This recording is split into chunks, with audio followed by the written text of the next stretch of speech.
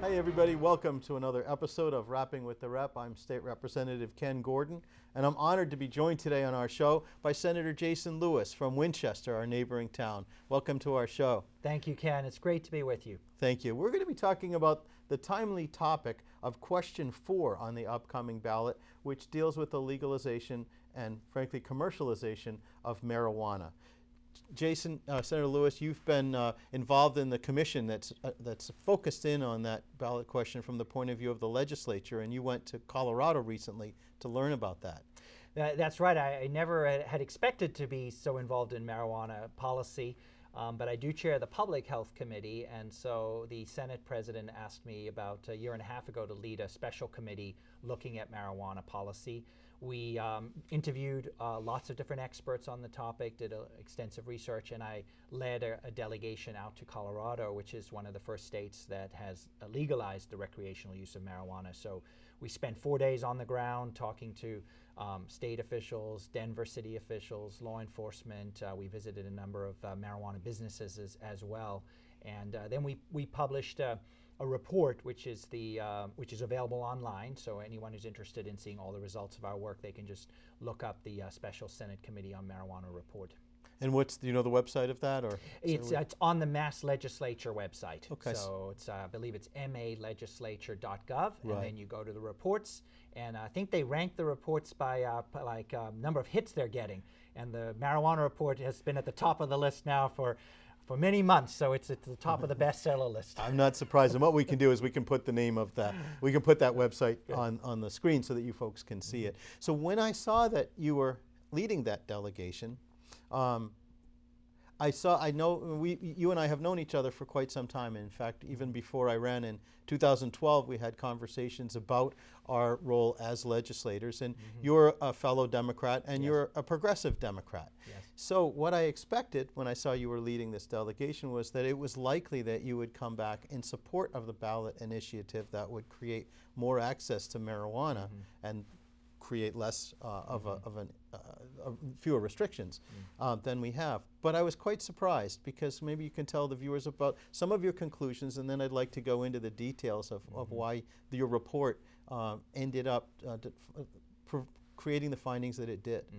Well, I did go into the process, frankly, not knowing very much about marijuana policy, and so I was open-minded about the prospect of legalizing marijuana for recreational use. And I certainly, at that point, we didn't even have a ballot question, so there was no specific proposal on the table. But you know, what I learned is how complicated this issue actually is. Most people think about a simple, should an adult be able to smoke a joint in his or her own home?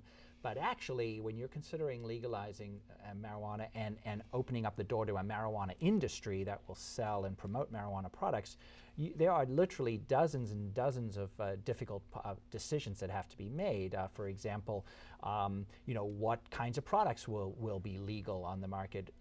Where will marijuana businesses be located, and what restrictions will there be on that? How do we deal with the issue of people driving or operating equipment under the influence of marijuana? What about people's ability to grow marijuana in their own homes? What kind of licensing structure would we have? What would the taxes be? How do we deal with the fact that this remains illegal under federal law? So you've got a conflict between state and federal law, and for example, many banks don't want to bank this industry. So many different issues that we learned about, and as a result of that, I came out of this process open to the idea of legalization, but committed to the fact that it has to be done very carefully, I think, and very thoughtfully, and that we really should prioritize public health concerns and public safety concerns, and not let the marijuana industry put their own interests and their profits ahead of public health and public safety. And that's why ultimately I've taken a public position against the ballot question, because I feel that it prioritizes the industry's interests more than it does public health and public safety. So let's take a little step back and talk about the state of the law right now. So as a result of the 2008 ballot initiative, marijuana has been decriminalized in quantities of 1 ounce or less, right? That's right, and most people are surprised to learn how much 1 ounce is. It's actually equivalent to about 50 joints.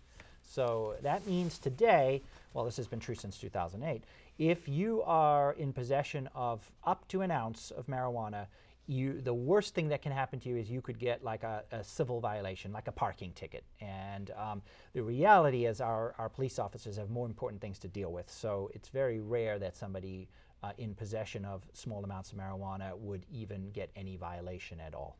And what we've really talked about was that unless the marijuana possession is part of a larger crime, like a breaking and entering situation, it's not something that if it ended up getting into courts would get any attention at all. So therefore, the police, the prosecutors aren't going to bring any of these related matters. But the actual possession itself, if it's less than an ounce, is civil. It's civil, and again, so it's certainly not an arrestable offense. And so the perception, I think the misperception that people are being arrested and convicted and incarcerated in droves for using marijuana is simply not true. And that is not true in Massachusetts today. Really since 2008. There's almost nobody today in Massachusetts who would be arrested, never mind convicted, for simply possessing and using a small amount of marijuana. So the issue that we have heard a lot about, which is the crowding of prisons with respect to people who really need drug treatment, that really is a different issue than the marijuana. It really is a different issue, and you and I, we are both very committed to criminal justice reforms because there are major problems in our criminal justice system with some of our mandatory minimum laws, with our bail laws, with our need for alternatives, treatment rather than incarceration. All of that is true, and both of us, I know, are very committed to that. Right. But this issue of legalizing and commercializing marijuana is really, in my opinion, a different issue from that. So let's talk about the difference between the types of marijuana that some folks, especially of my generation, I went to college in the late 70s and early 80s, are familiar with, and the products that are available now. First of all, the THC level, the chemical that causes the reaction that people are looking for. My understanding is that what was available, say, in the colleges in the urban areas 30 years ago is really a different product than what we're seeing now. It really is eye-opening. This was something I was really shocked by. Back in high school or college, 1960s, 70s, 80s, people may have smoked a joint or been familiar. The THC content in that joint was about 2 to 3%. That's the potency. Today, the potency of marijuana is easily 10 times that. And what's happened is the industry, and by the way, it's a $5 billion industry. This is a big industry already, just in Colorado, Washington State, California. So they've been breeding plants to increase the amount of THC, that's the psychoactive ingredient. And then what they've done is they extract the THC from the plant using chemical processes like butane, and that creates what's called a concentrate or a hash oil. That can have a potency level of approaching today almost 100% pure THC. So we're really talking about, in many ways, a different drug from what many people have in mind from years past. And the health research that's been done was all pretty much done on the low potency stuff. Right. So we don't really know today what the real health impacts are over the long term of this really much stronger drug that's on the market today.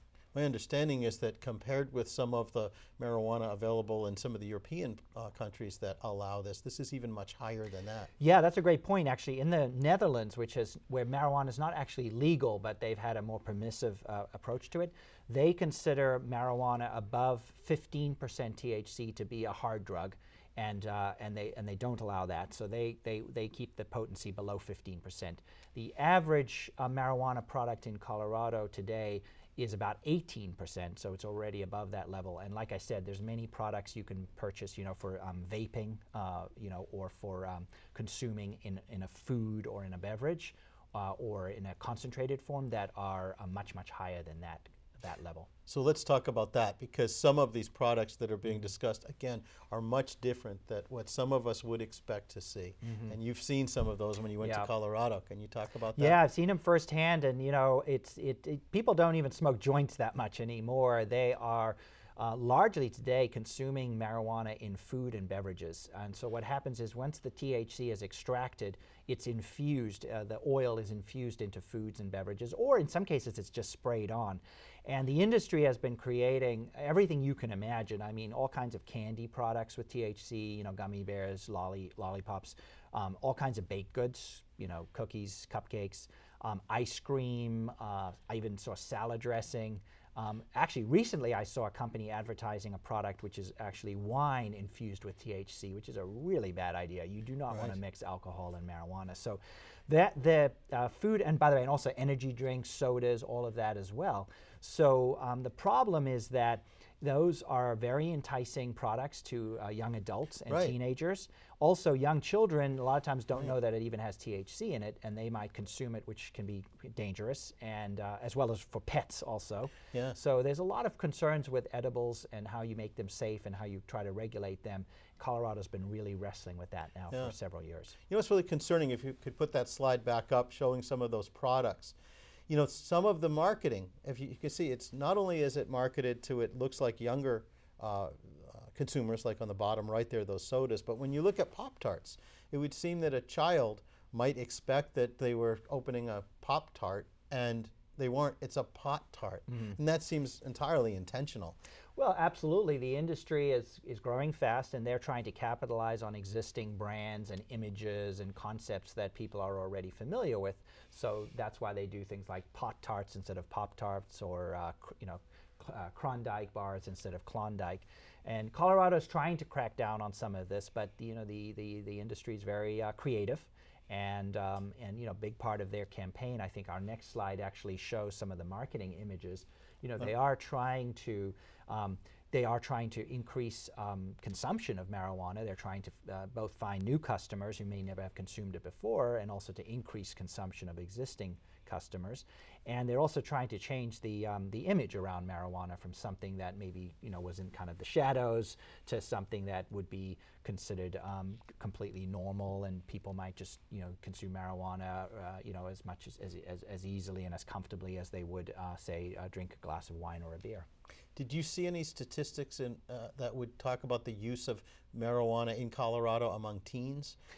Yeah, so the usage rate among teens in Colorado, and I think we may have a slide on that as well that we can bring up, is the highest of any state in the country now. Now, Colorado's been high for a long time because they've long had a very permissive policy, and they've also had medical marijuana for a long time. But in more recent years, they've actually gone all the way to the top of the state. So you know, it's a very high rate of consumption among teens. And also, one of the things we're seeing not just in Colorado but around the country is that among our teenagers, the perception that marijuana is harmless, is safe, has been growing dramatically. And that's a big concern, because marijuana, you know, there's different perspectives on adults consuming marijuana, but there's really no doubt, the scientific research is absolutely clear that when your brain is still developing, which occurs up until your age 25, that consuming marijuana is very detrimental to your cognitive development, to your ability to function and be successful in school and careers. It does increase your risk of developing a mental illness as well.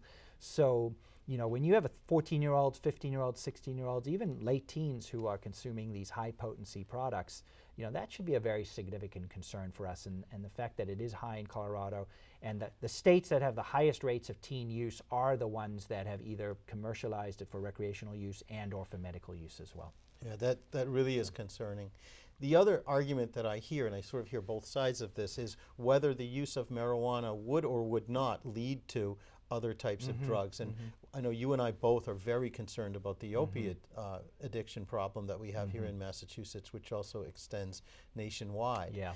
And there are some folks who have raised the issue, well, maybe this would help that, because people would turn to marijuana and not opiates. I wanted to ask you about that, but also the flip side, you know, which is that whether one would in fact lead to the other. I'm not sure, and maybe it would. Again, you know, having there are plenty of people who grew up in my generation who didn't end up in a heroin problem or anything like that. But I'm not sure if with this level of potency it's any different. So were you able to form any conclusions about the relationship? Well, there's two very important issues you raised there, so let's take both of those.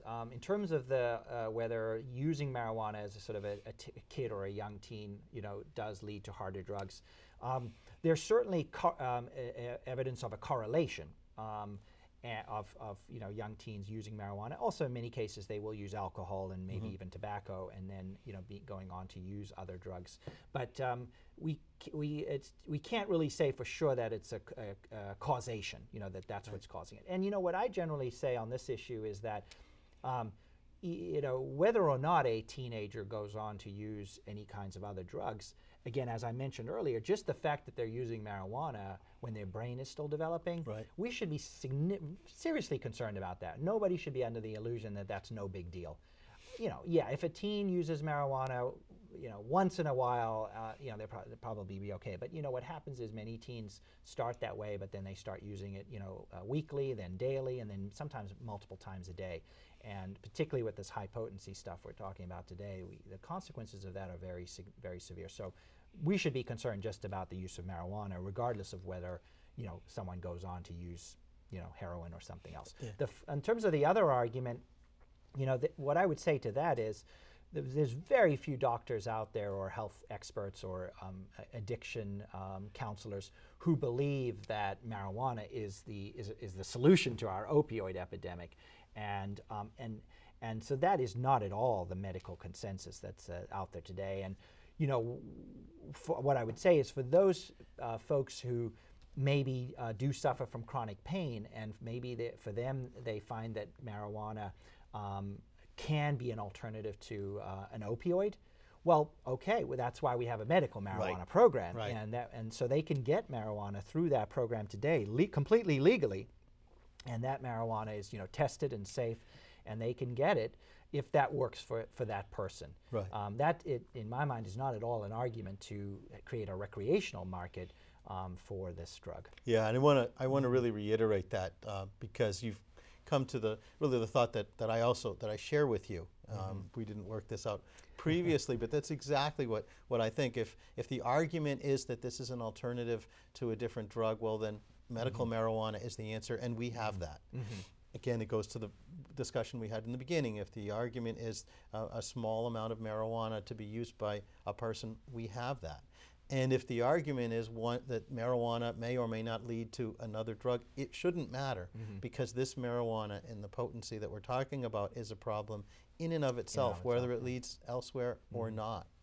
So let's talk a little bit more about, maybe we should talk about the ballot question itself now, because it's a different topic than simply the theory of whether we should be looking more into deregulating the marijuana use here in Massachusetts. And I know that you look at it as, well, maybe we should be doing that, but whether it's with this ballot question is a different topic. Let's go through that. We've got a slide that we're looking at. As we've talked about, I'm personally not someone who's opposed to legalization, but it just, as I said at the beginning of the show, if we're going to do it, it has to be done very slowly, very carefully, and we should prioritize public health and public safety over everything else.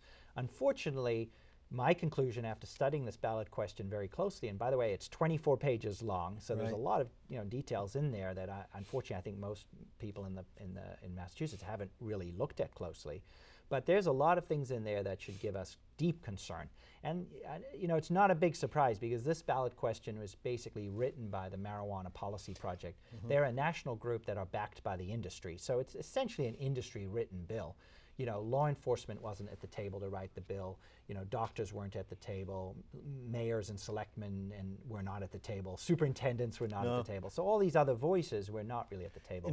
In fact, that's a very serious concern. Yeah, not to jump in, but that's when we have ballot initiatives, the ballot questions themselves, while it's direct democracy and we respect that, but they're written by a party with an interest. And when we read these ballot questions, we should be keeping in mind that this is not a result of legislation where we held hearings, where we brought different sides to the table, and that we tried to do things in a way that takes into account all the things that we hear. That's right. And while we know the legislative process is far from perfect, but yet it does, at least it's designed to make sure that all voices are heard and considered, and that when you do pass legislation, particularly on a complicated issue like this, that we're careful to consider all of the ramifications. So if folks at home are looking at the slide now that shows some of the specific problems with this ballot question, again, it's not theoretically should we legalize marijuana, but should we vote for this particular ballot question on November 8th. There are no limits set on potency. We talked about that issue already.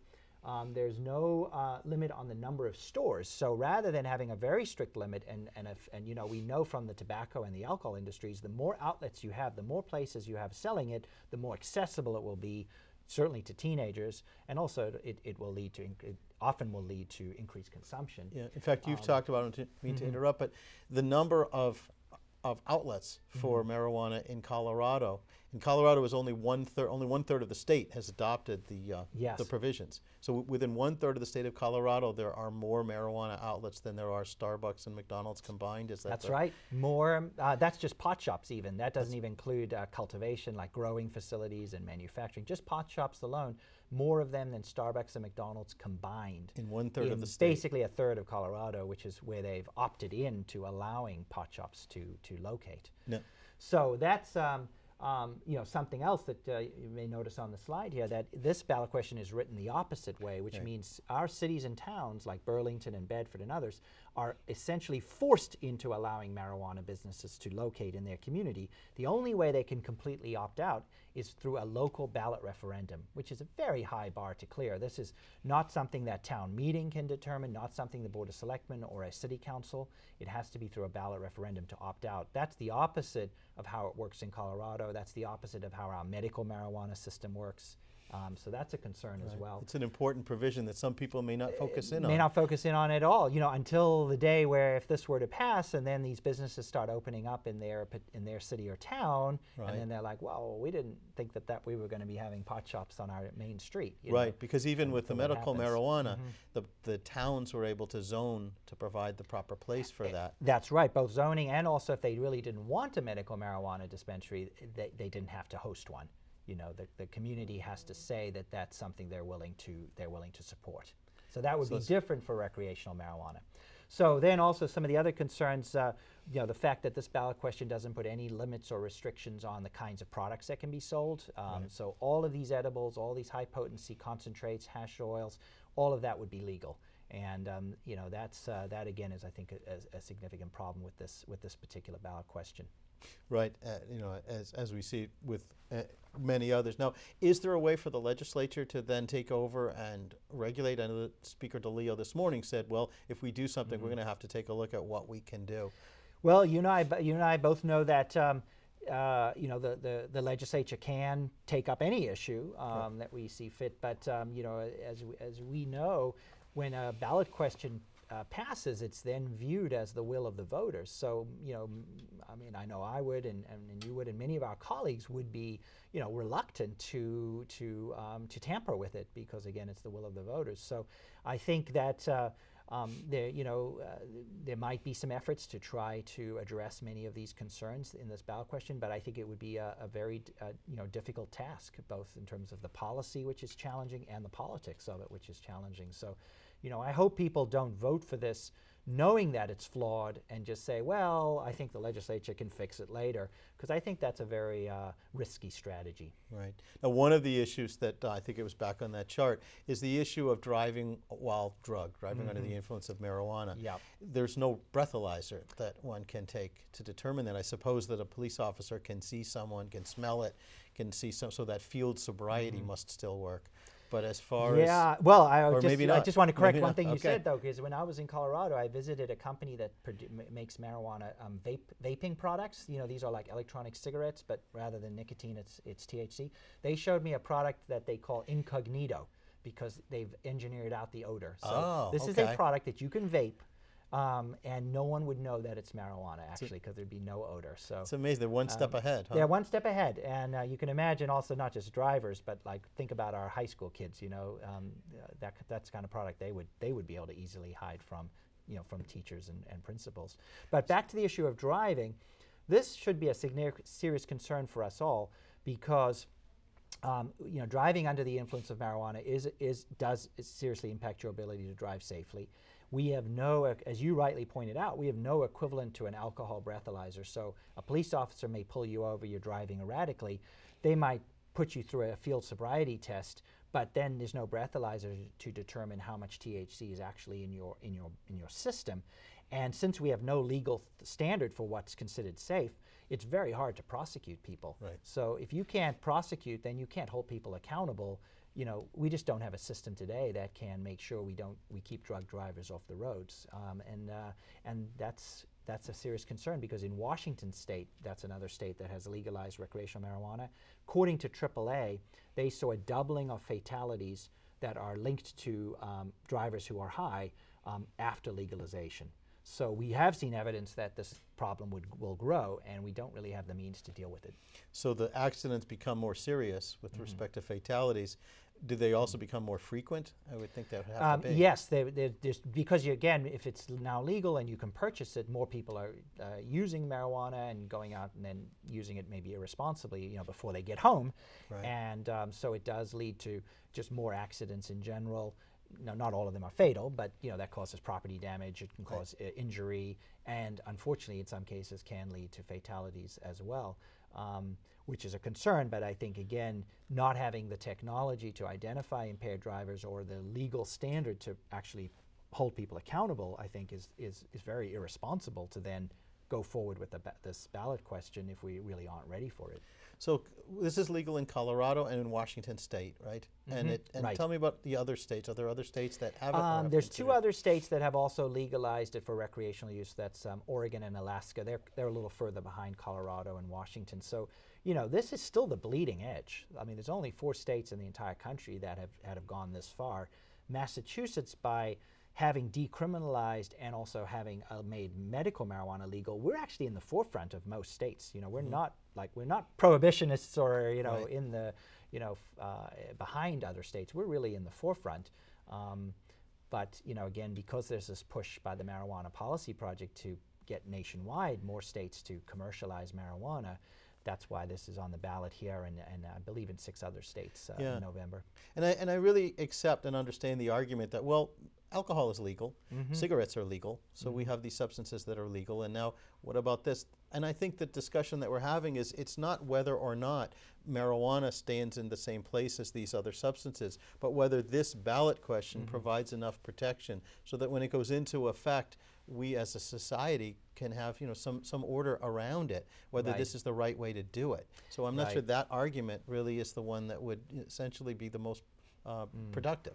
I agree, and I wish the argument was more framed that way. I think too often it's framed as should we legalize or not legalize, as opposed to understanding it's really about how we legalize. And and I would say we should learn from the experience we've had with alcohol and with tobacco, which are both cause take a huge public health cost on our societies, a huge social cost, and based on that, I would think we'd want to learn from that and take a different and better approach with marijuana, which means, again, do everything we can if it's going to be legal, and we make sure the product is safe to consume. But let's do everything we can to minimize and reduce consumption, not to try to increase consumption by having an industry that has a profit incentive to promote it and advertise it and use celebrity sponsors to endorse it and create all these enticing new products for kids and young adults. Yeah, and another argument that we hear is that it would reduce the black market. But what I'm concerned about is if people can produce marijuana, can grow it